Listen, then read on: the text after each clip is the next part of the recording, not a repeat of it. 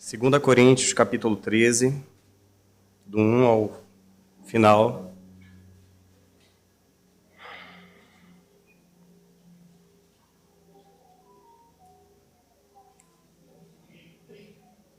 Eu farei a leitura e os irmãos acompanhem. Diz assim a palavra de Deus: Esta é a terceira vez que vou ter convosco. Por boca de 2 ou 3 testemunhas, toda questão será decidida. Já o disse anteriormente e torno a dizer, como fiz quando estive presente pela segunda vez. Mas agora, estando ausente, o digo aos que outrora pecaram e a todos os mais que, se outra vez for, não os pouparei. Posto que buscais prova de que em mim Cristo fala, o qual não é fraco para convosco. Antes, é poderoso em vós. Porque de fato foi crucificado em fraqueza, contudo, vive pelo poder de Deus. Porque nós também somos fracos nele, mas viveremos com ele para vós outros pelo poder de Deus. Examinai-vos a vós mesmos se realmente estáis na fé. Provai-vos a vós mesmos. Ou não reconheceis que Jesus Cristo está em vós? Se não é, que já estáis reprovados. Mas espero reconheçais que somos reprovados, que não somos reprovados. Estamos orando a Deus para que não façais mal algum, não para que simplesmente pareçamos aprovados, mas para que façais o bem, embora sejamos tidos como reprovados. Porque nada podemos contra a verdade, senão em favor da própria verdade. Porque nos regozijamos quando nós estávamos fracos e vós fortes. E isto é o que pedimos, o vosso aperfeiçoamento. Portanto, escreva estas coisas estando ausente, para que, estando presente, não venha a usar de rigor segundo a autoridade que o Senhor me conferiu para edificação e não para destruir. Quanto ao mais, irmãos, a Deus, aperfeiçoai-vos, consolai-vos, sede do mesmo parecer, vivei em paz, e o Deus de amor e de paz estará convosco. Saudai-vos uns aos outros com ósculo santo. Todos os santos vos saúdam. A graça do Senhor Jesus e o amor de Deus e a comunhão do Espírito Santo sejam com todos vós. Amém. Oremos. Senhor Deus, rogamos que Teu Santo Espírito nos ilumine, Pai, para entender, compreender e aplicar a Tua Santa Palavra. Sê conosco no nosso Senhor e Salvador Jesus Cristo. Amém. Dia 31 de julho de 2022, irmãos, nós iniciamos uma série de sermões na segunda carta do apóstolo Paulo aos Coríntios. 2 anos se passaram e há 2 anos, em 24 sermões, a gente vem trabalhando essa querida e desafiadora carta. Falamos sobre o sofrimento do apóstolo Paulo, por que ele tem sofrido. Falamos que o cristianismo é puro e simples, lá no nosso sermão número 8. Falamos também que nós temos o tesouro de Cristo em vasos de barro.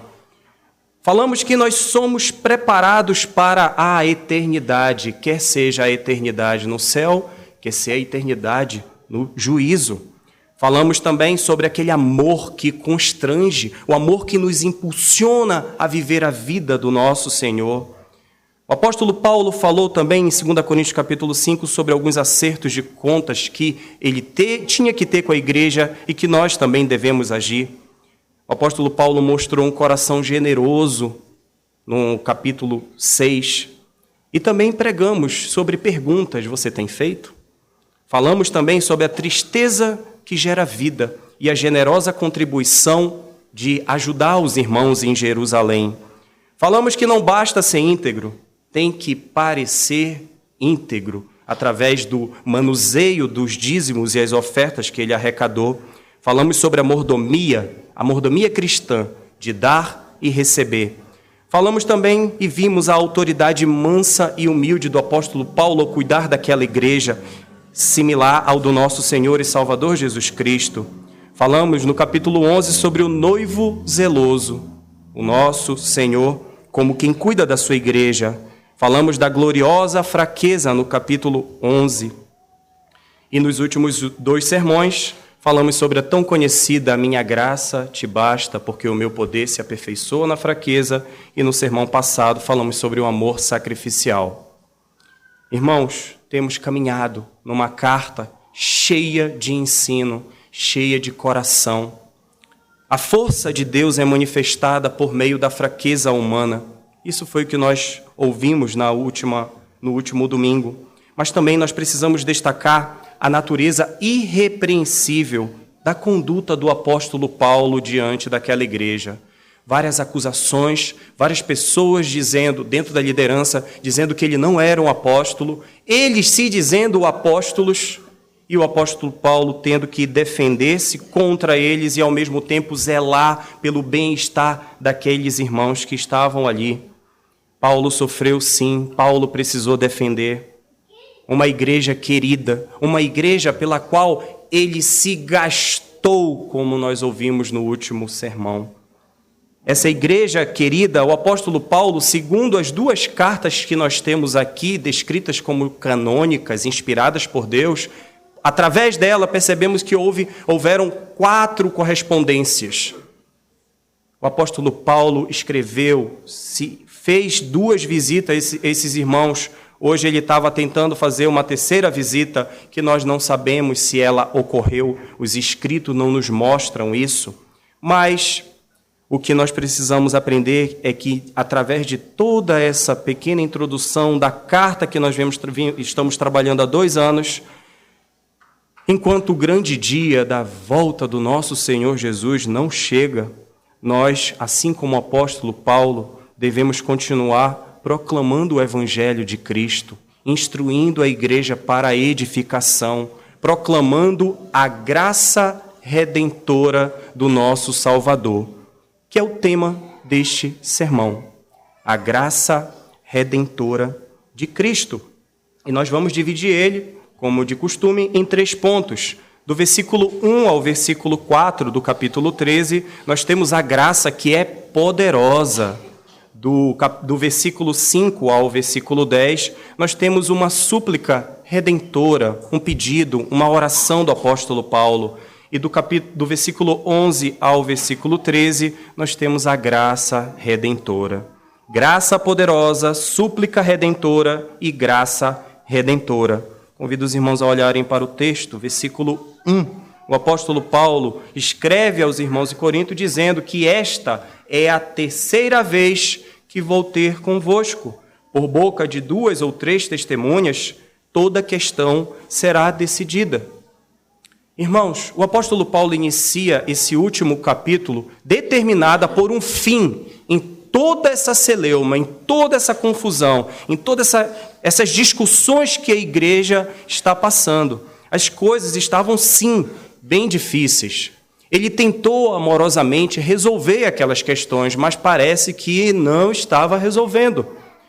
Então, esses rebeldes, esses arrogantes que estavam ali na igreja em Corinto, haviam passado dos limites. E o apóstolo Paulo coloca no finalzinho da carta que ele precisava resolver. Ele já tinha tratado dessa maneira mais dura com a igreja. Abramos lá em 1 Coríntios, capítulo 4, por gentileza.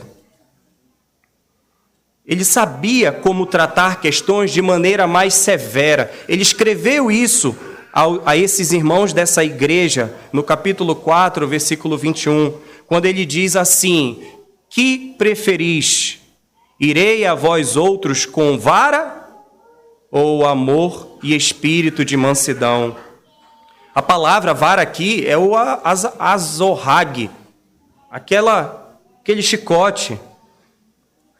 O apóstolo Paulo, muito possivelmente, ele agiu de maneira mais dura, repreendeu na 2ª visita, mas agora, na 3ª visita, será que ele teria que usar um método mais severo? Será que as pessoas não estavam entendendo aquilo que ele tanto se empenhava em explicar? O bem que ele estava querendo para aqueles irmãos? Se o caso, meus irmãos, ele é grave, Paulo nos ensina sobre a necessidade de instauração de um tribunal para resolver questões disciplinares. É por isso que ele chama a presença de 2 testemunhas.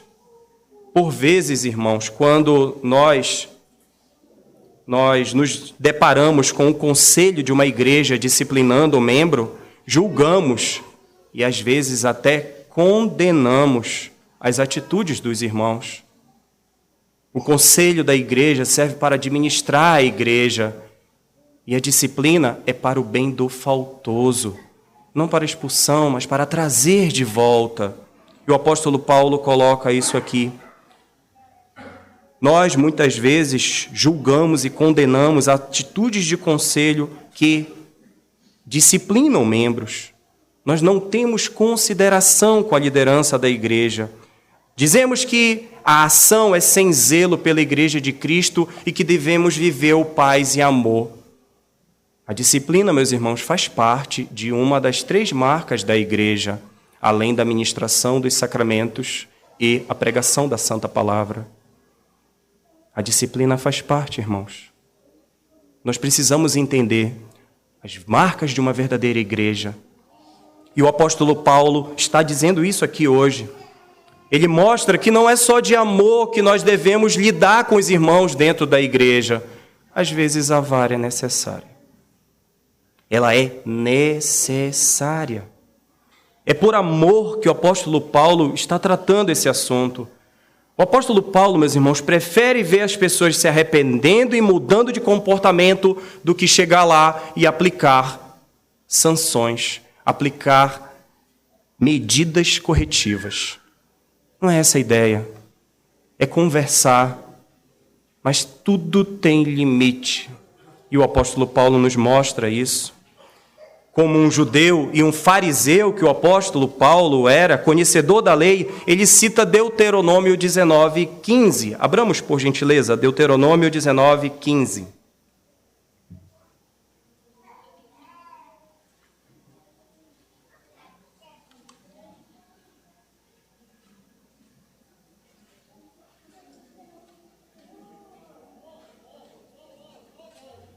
Deuteronômio 19:15 diz assim: uma só testemunha não se levantará contra alguém por qualquer iniquidade ou por qualquer pecado, seja qual for que cometer. Pelo depoimento de 2 ou 3 testemunhas se estabelecerá o fato. Irmãos, nos dias de Paulo, sempre que um tribunal se levantava ou levava à justiça um acusado, eles rejeitavam, eles não aceitavam como prova de depoimento uma só testemunha. Precisavam haver mais pessoas. Somente uma pessoa não era o suficiente para sustentar uma acusação. Então, dentro daquela igreja em Corinto, haviam acusações contra o apóstolo Paulo. Então, quando chegar aí, eu vou levantar testemunhas para a gente debater e decidir o que está acontecendo. Lembrando que o apóstolo Paulo tinha alguns amigos dentro daquela igreja, o próprio Tito e alguns irmãos que foram levantados lá no capítulo 8 e 9 para levar a oferta. Esses irmãos faziam parte ali também de uma possível testemunha, se o apóstolo Paulo fosse. Mas para proteger um inocente, o juiz civil ou eclesiástico, ele teria que ter mais de uma testemunha para que aquelas provas fossem aceitas. Era assim que funcionava naquele dia. É por isso que ele começa o versículo falando. Ele também cita o nosso Senhor Jesus, Mateus 18. Nós falamos agora há pouco, 18:16. Se, porém, não te ouvir, toma contigo 1 ou 2 pessoas, para que, pelo depoimento de 2 ou 3 testemunhas, toda palavra se estabeleça. O próprio Senhor Jesus nos ensina em Mateus 18 que é necessário. A disciplina, meus irmãos, a correção, ela possui graus, ela possui escalas, ela possui gradações para que até se chegue na aplicação daquela pena. A igreja em Corinto conhecia o ensino de Cristo. Olha o versículo 2 da nossa carta. Já o disse anteriormente, 2 Coríntios 13:2, já o disse anteriormente e torno a dizer, como fiz quando estive presente pela segunda vez. Mas agora, estando ausente, o digo aos que outrora pecaram e a todos os mais que, se outra vez for, eu não os pouparei. Irmãos, o apóstolo Paulo estava tratando, dizendo que não iria poupar. E ele passou por uma situação bem delicada e triste, que ele precisou expulsar alguém. Vamos voltar um pouquinho em 1 Coríntios capítulo 5, a primeira carta, por gentileza, versículo 1. 1 Coríntios 5. Olha o que aconteceu naquela igreja. E o apóstolo Paulo precisou tratar ali. Diz assim: geralmente se ouve que há entre vós imoralidade e imoralidade tal, como nem mesmo entre os gentios, isto é, haver quem se atreva a possuir a mulher do seu próprio pai. E contudo andais ensoberbecidos e não chegastes a lamentar para que fosse tirado do vosso meio quem tamanho ultraje praticou? Eu, na verdade, ainda que ausente em pessoa, mas presente em espírito, já sentenciei, como se estivesse presente, que o autor de tal infâmia seja, em nome do Senhor Jesus, reunidos vós e o meu espírito, com o poder de Jesus, nosso Senhor. O que vai acontecer com esse cara? Entregue a Satanás para a destruição da carne, a fim de que o espírito seja salvo no dia do Senhor. Ele expulsou da igreja aquela pessoa.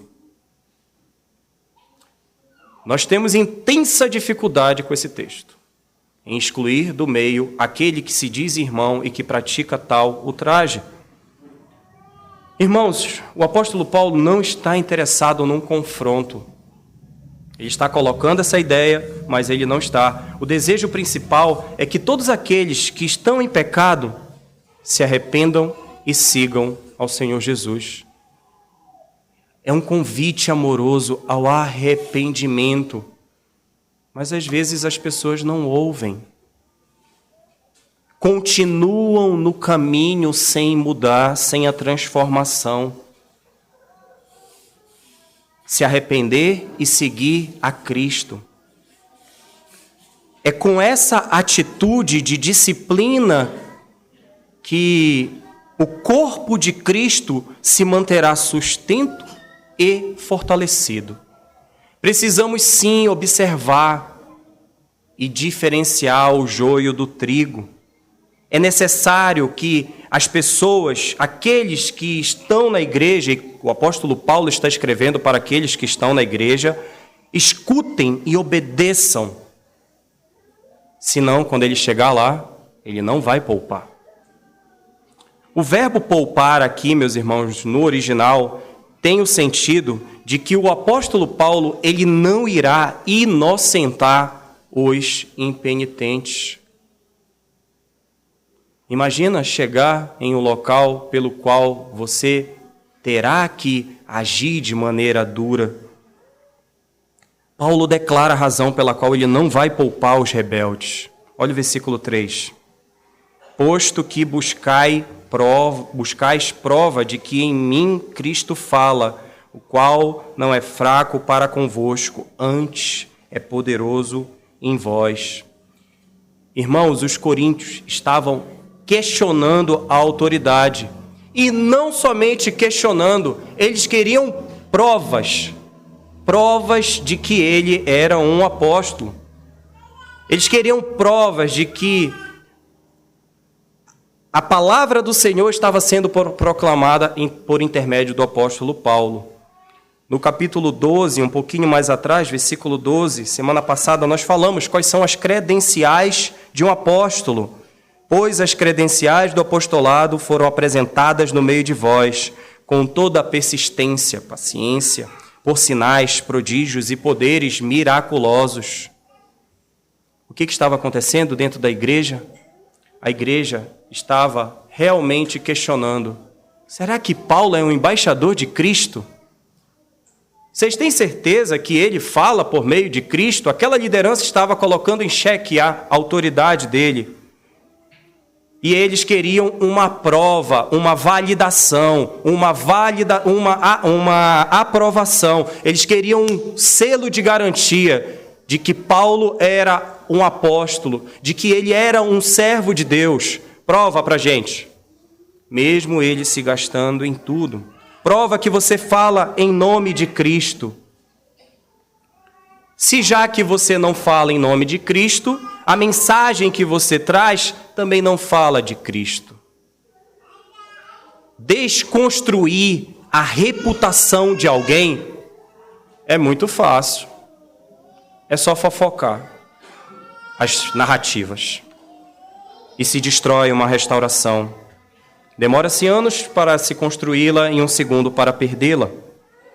Para restaurar a ordem e administrar a disciplina, o Cristo que falou por meio de Paulo não era fraco, ele era sim poderoso. É a segunda parte desse verso. Cristo, meus irmãos, não é fraco, ele é poderoso. Paulo falou sobre isso no capítulo 3, versículo 2. Paulo disse bem assim: vós sois a nossa carta, escrita em nosso coração, conhecida e lida por todos os homens, estando já manifesto como carta de Cristo, produzida pelo nosso ministério, escrita não com tinta, mas pelo Espírito do Deus vivente, não em tábuas de pedra, mas em tábuas de carne, isto é, nos corações. O apóstolo Paulo mostra que a prova é que aquela igreja era a carta de recomendação dele. Eu preciso de prova? Veja a igreja plantada, veja a vida de vocês. Vocês são a minha carta de recomendação. É assim que ele explica no capítulo 3. Cristo, meus irmãos, é poderoso, apesar do entendimento equivocado sobre a cruz que esses tais apóstolos tinham. Versículo 4. Porque, de fato, foi crucificado em fraqueza. Contudo, vive pelo poder de Deus, porque nós também somos fracos nele, mas viveremos com ele, para vós outros, pelo poder de Deus. E aqui, meus irmãos, nós temos aqui verdades que as pessoas de fora ridicularizavam o nosso Senhor. O entendimento da cruz para o mundo era que a crucificação era uma prova de fraqueza. Porque eles haviam esperado que Cristo saísse andando daquela cruz e fosse imune ao poder da morte. Vai, desce. E não desceu, morreu. É fraco. Eles entenderam errado a crucificação. Ao invés disso, o Senhor Jesus permitiu a vergonha de ser pregado numa cruz, e ele morreu. Morreu para que se cumprisse as Escrituras e para que se completasse a salvação nossa, a nossa redenção. Reverendo Alex pregou aqui em Filipenses 2:8. Assim mesmo se humilhou, tornando-se obediente até a morte, e morte de cruz. O nosso Senhor Jesus, irmãos, compartilhou da nossa humanidade, tomou parte da nossa fragilidade, da nossa fraqueza, para nos salvar. Ele também teve que morrer na cruz para cumprir a vontade de Deus. Deus fez Cristo tornar-se fraco e assim levar sobre si os nossos pecados para que fôssemos feitos justiça nele. Irmãos, a morte de Cristo era necessária para que se cumprisse a vontade de Deus e a justiça de Deus. Através da justiça de Cristo nós fôssemos justificados. Paulo falou isso no capítulo 5, versículo 21. Ele já havia dito isso. Capítulo 5, versículo 21, ele disse bem assim: aquele que não conheceu o pecado, ele o fez pecado por nós, para que nele fôssemos feitos justiça de Deus. Aqui nós temos a expiação. As pessoas, meus irmãos, zombam de Cristo porque ele morreu numa cruz. Isso não é só naqueles dias, não. Hoje em dia ainda tem esse tipo de pensamento. E cabe a nós explicar o que representou aquilo. É o poder de Deus. Mas o apóstolo Paulo não parou por aqui. A cruz, meus irmãos, é demonstração da graça poderosa. Porque o Senhor Jesus não só apenas morreu, ele ressuscitou, ele levantou daquele túmulo, ele vive, e como o presbítero Barreto costuma dizer, há um homem à destra de Deus Todo-Poderoso, sentado, governando, mediando todas as coisas. Ele vive, Cristo vive e haverá de voltar para nos resgatar. Nesse primeiro ponto do nosso sermão, meus irmãos, Paulo fala, antes de tudo, do poder de Deus que está operando nele, não só para a força e resistência pessoal, para que ele esteja ali, trabalhando e operando, mas também para administrar a disciplina contra membros rebeldes. Paulo discute a aparente contradição entre fraqueza e a crucificação de Cristo, mas ele argumenta que, embora Cristo tenha sido crucificado em fraqueza, ele agora, Senhor Jesus, vive pelo poder de Deus. Um pequeno trecho, versículo 1 ao 4, para ensinar sobre várias verdades. Da mesma forma, meus irmãos, nós, por vezes, somos fracos. Precisamos ser fortalecidos, capacitados, como o diácono Josias orou agora há pouco, para que a palavra de Deus seja anunciada. A cruz, meus irmãos, é graça. A cruz é graça em poder. Nós não podemos esquecer isso. Não duvide ou negligencie o poder que vem da cruz, como diz o hino 128, com preciosa comunhão.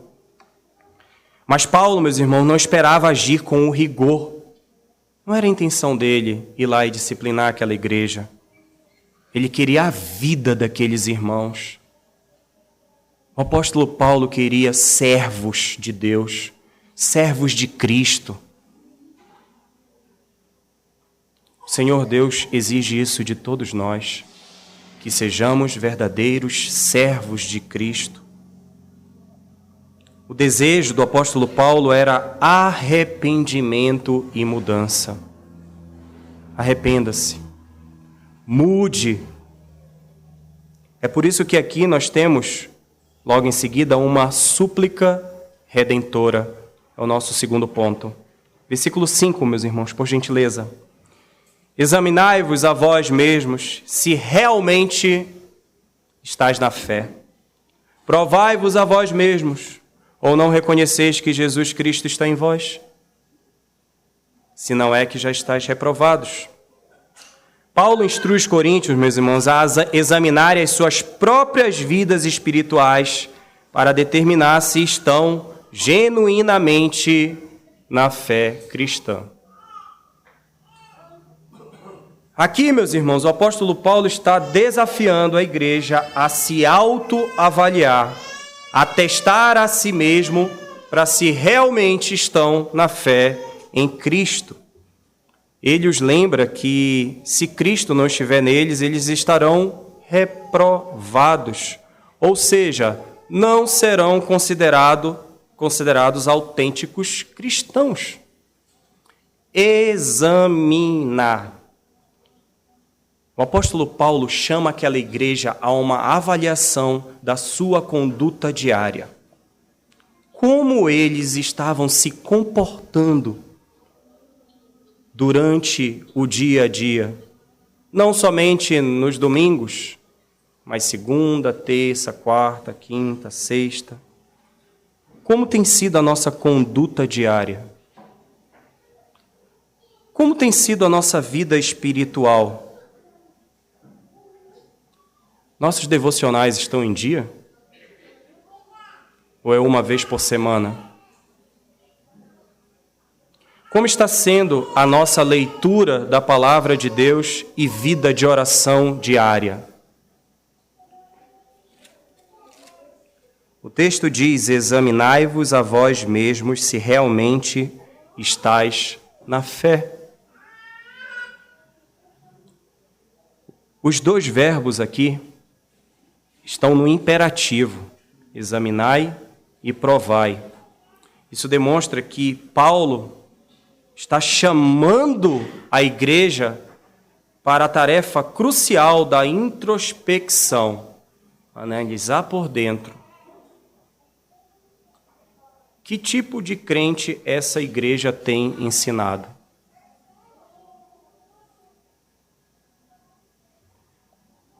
Parar para analisar o coração e perceber como nós estamos agindo como servos de Cristo.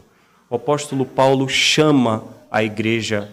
Vocês estão me acusando? Espera aí, vamos virar. Olhem para vocês. Se examinem. De fato, estão agindo conforme os mandamentos do Senhor?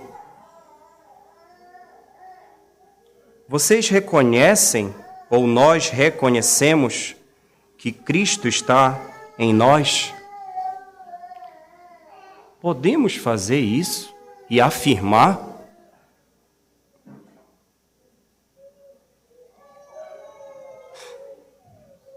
Quarta-feira estava vazio aqui.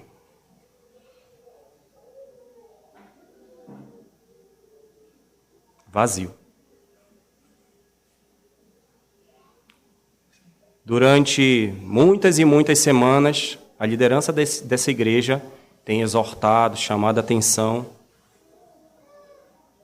E parece que quanto mais a gente convida, menos pessoas têm vindo.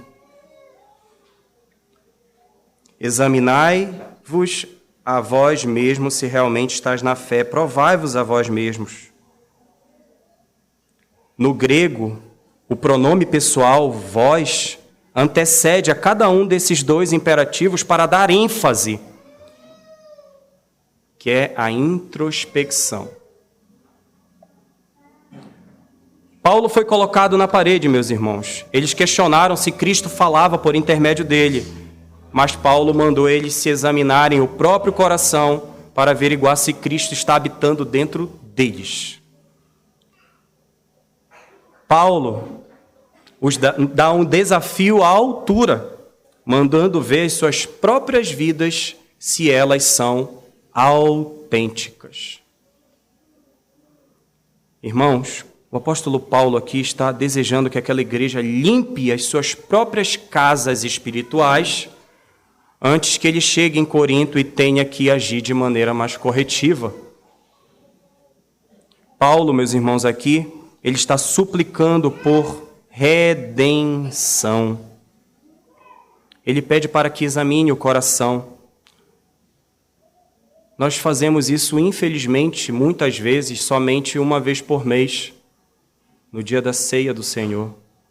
É exortado a se preparar durante a semana para que participe da ceia, mas a orientação de Paulo são todos os dias, 7 dias por semana. A fé verdadeira, meus irmãos, ela é ativa e nos força ao teste constante a fim de enxergarmos se Cristo, por meio do Espírito Santo, vive em nossos corações. A fé ativa nos faz examinar as nossas vidas. Precisamos entender isso. A fé verdadeira testifica da comunhão íntima com o Pai e com o próprio Senhor Jesus. Aquele que anda em fé com Cristo, que se deleita na comunhão íntima com Deus, vai demonstrar. Abramos em João 14, por gentileza, versículo 20. João 14, 20. Olha o que disse o Senhor Jesus.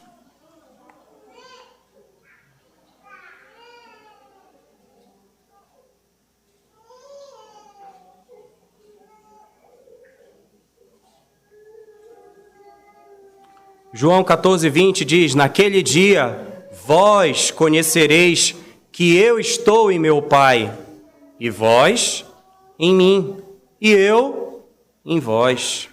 Outra versão traduz esse versículo 14 assim: vocês reconhecerão que eu estou em meu Pai, e vocês estão em mim, e eu estou em vocês. Podemos afirmar que o Senhor Jesus está na gente?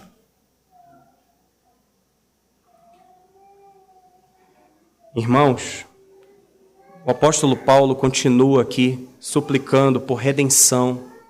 O apóstolo Paulo quer o bem daquele povo. Examine-se, se transforme, mudem a direção. Ele continua a súplica no verso 6 e 7. Mas espero, reconheçais que não somos reprovados, estando orando a Deus para que não façais mal algum, não para que simplesmente pareçamos aprovados, mas para que façais o bem, embora sejamos tidos como reprovados. O apóstolo Paulo invoca a Deus para que venha em auxílio dos coríntios. Ele roga ao Senhor. Ele está pedindo auxílio de Deus para eliminar aqui duas coisas. Em primeiro lugar, as más práticas da conduta. E, em segundo lugar, as palavras impróprias dirigidas contra o apóstolo Paulo. O que vocês estão fazendo e o que vocês estão falando de mim. Senhor, perdoa. Senhor, modifica. Transforma esses corações. Transforma essas vidas.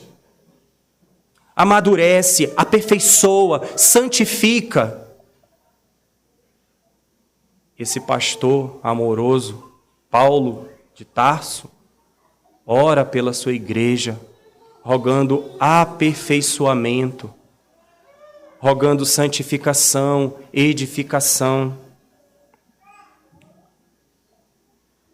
Paulo revela que está orando para que os coríntios ajam corretamente, não apenas para parecerem aprovados aos olhos dos outros, mas para que eles pratiquem o bem, mesmo que isso signifique que eles, Paulo e os seus discípulos, sejam considerados reprovados.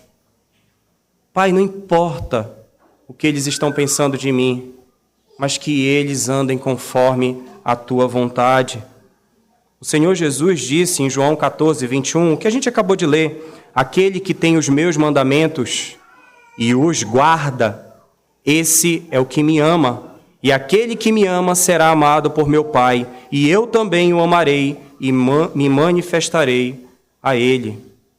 O apóstolo Paulo, meus irmãos, nada mais, nada menos, está valorizando a verdade, a prática do bem acima da sua reputação.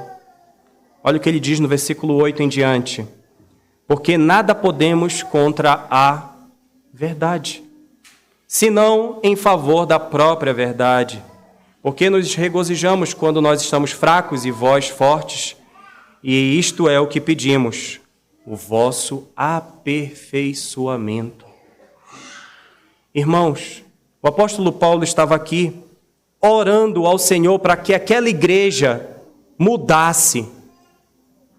O apóstolo Paulo está dizendo aqui para IPB Mindu que também mude, se transforme, se aperfeiçoe. Paulo afirma que ele e os seus discípulos são comprometidos com a verdade e só podem fazer o que é em favor dela, jamais contra a verdade. O apóstolo Paulo demonstra um zelo, pelo bem-estar espiritual daquela igreja. O apóstolo Paulo quer nada mais, nada menos que o evangelho de Cristo seja manifestado através daquelas vidas. É isso que ele diz aqui. Ele proclama a palavra de Deus, ele proclama o evangelho de Cristo, ele anuncia a mensagem da verdade, ele suplica por aperfeiçoamento. Abramos em Gálatas, capítulo 6, por gentileza, versículo 1.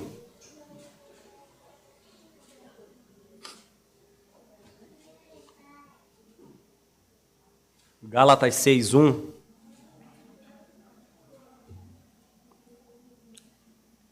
Como proceder com o aperfeiçoamento? Olha o que ele disse aos Gálatas, lá no finalzinho, Gálatas 6:1. Irmãos, se alguém for surpreendido em alguma falta, vós, que sois espirituais, corrige-o com espírito de brandura e guarda-te, para que não sejais também tentado. Queridos irmãos, o aperfeiçoamento ocorre dentro da igreja, entre nós, corrigindo, chamando, com brandura, com amor, exortação. Paulo informa que a restauração e perfeição espiritual dos coríntios sempre continuará sendo um processo. Falamos na semana passada, estamos em obras. Devemos ter uma plaquinha em obras, porque nós estamos em processo de santificação. A súplica, o pedido a Deus é que os coríntios corrijam os seus modos e então, como corpo de Cristo, vivam em conformidade com os ensinos do Evangelho. Somente como corpo em comunhão é que a igreja de Deus perceberá o aperfeiçoamento. Somente pelo abandono de práticas más, pela luta por fazer o bem, pelo viver em harmonia com irmãos crentes e pela obediência a Deus, pela fé em Cristo, é que haverá restauração. Abandono das práticas más. Não mais fazer. Não sei qual é a tentação dos irmãos, os pecados de estimação, mas é abandoná-los, é deixar a restauração redentora. Essa é a oração do apóstolo Paulo por aquela igreja. Ele mostra a autoridade e nos ensina que ela não foi dada para destruir, ela foi dada para edificar. É o que diz o finalzinho do versículo 10. A autoridade que o Senhor me conferiu para edificação e não para destruição. O apóstolo Paulo não quer fechar a igreja. Ele quer que aquela igreja cresça. Ele quer que aquela igreja se aperfeiçoe. Essa edificação, meus irmãos, a edificação da igreja é a graça redentora. É o nosso versículo, é o nosso terceiro ponto do nosso sermão, versículo 11, 12 e 13. Quanto ao mais, irmãos, a Deus. Aperfeiçoai-vos, consolai-vos, sede do mesmo parecer. Vivei em paz, e o Deus de amor e de paz estará convosco. Meus irmãos, o apóstolo Paulo encoraja a crescer espiritualmente, a amadurecer na fé e a buscar uma vida mais íntegra. Ele vem falando isso ao longo da sua carta. O apóstolo Paulo vem pastoreando essa igreja constantemente. O apóstolo Paulo ensina e demonstra o amor, mas também trata aqueles rebeldes. E quando ele diz aqui no versículo 11, quanto ao mais, irmãos. A palavra irmãos aqui é adelfos. Adelfos, que inclui também as mulheres da igreja, essa palavra comunica um profundo amor pelas ovelhas de Cristo. Adelfos. Sempre que ele usa esse termo, está expressando um cuidado terno, um cuidado amoroso. Ele se coloca no nível de todos, ele não está acima de ninguém. Caminhamos juntos. Adelfos. Quanto mais, irmãos, quanto mais adelfos, aperfeiçoai-vos. E aqui ele usa novamente um tempo verbal que transmite um imperativo, um incentivo para que se aperfeiçoe, se console, vivam em paz. O apóstolo Paulo tem a esperança de que eles mudem, de que eles caminhem como igreja, de que eles caminhem em paz, em comunhão, em alegria. Todo o esforço que o apóstolo tem na segunda carta aos Coríntios é para que aquela igreja se transformasse em Cristo. Toda igreja tem problema, irmãos. Todos nós somos diferentes em vários pensamentos. Mas isso não é motivo para mudança, para não falar mais, para bloquear no WhatsApp, para sair do grupo. Toda igreja tem problema.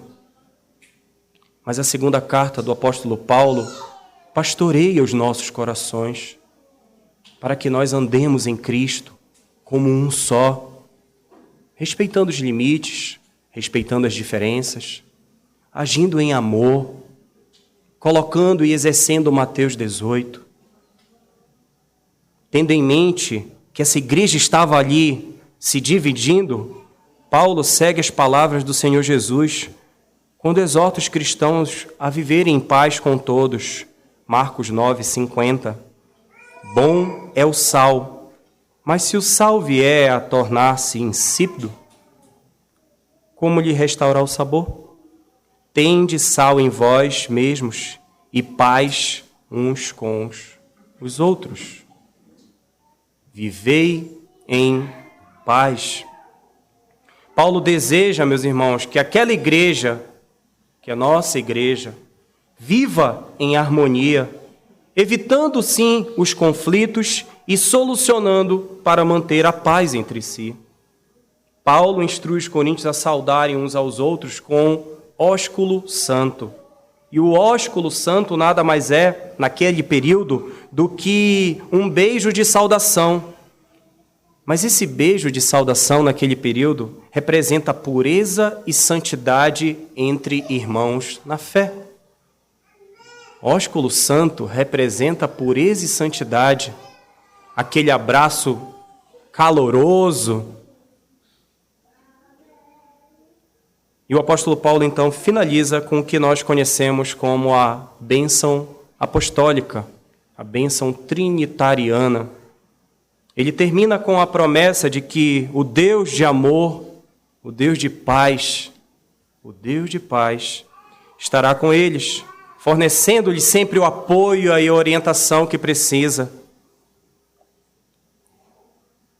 Ao rogar pela graça do Senhor Jesus, ele deseja que a graça redentora e transformadora do Senhor Jesus esteja com eles.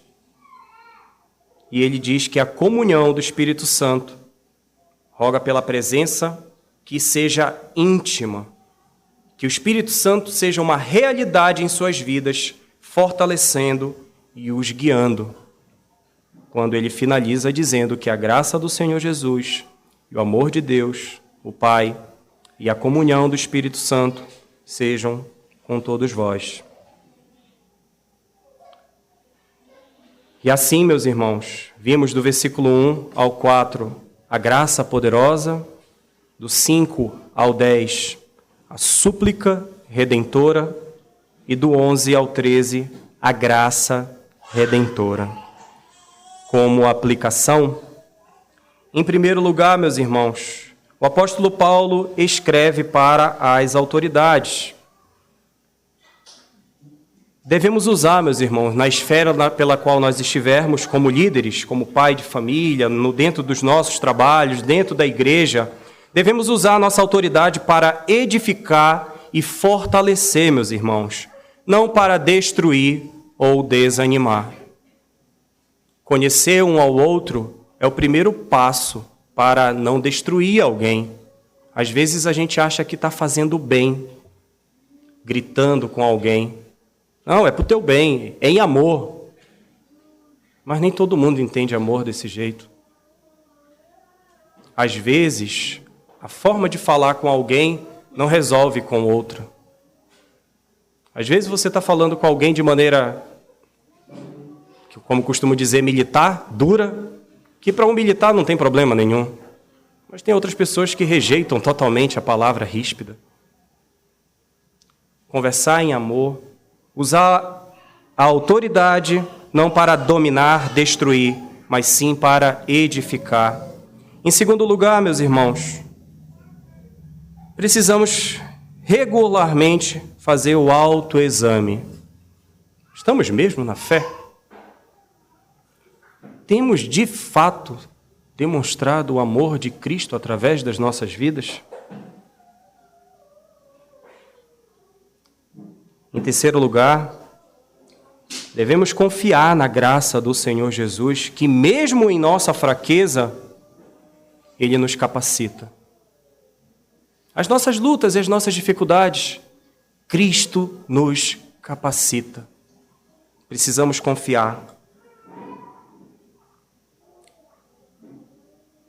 E em último lugar, comunhão e paz na igreja, como ele se gastou nessa carta para fazer. Irmãos, devemos buscar viver em comunhão, devemos buscar viver em paz com nossos irmãos na fé, devemos cultivar relacionamentos baseados no amor e na unidade. No amor e na unidade, não em interesses pessoais. Simplesmente está para caminhar.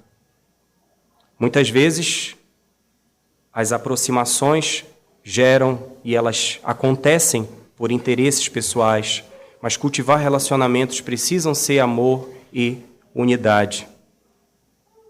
E por ser o último sermão desta carta, querida igreja, mantenham-se firmes nas promessas do Senhor Jesus, que é passivo, bondoso, amoroso e que nos salvou para a glória dele.